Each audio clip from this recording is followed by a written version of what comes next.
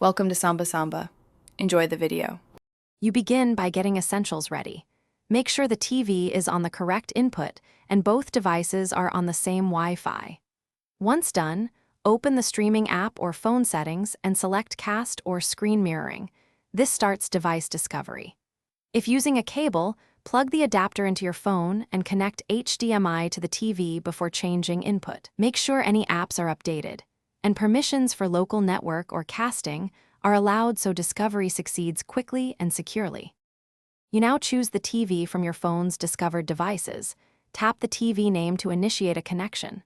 Once connected, check the app's playback settings and the TV's picture mode, set resolution and aspect ratio for best sharpness and to match 16:9 content.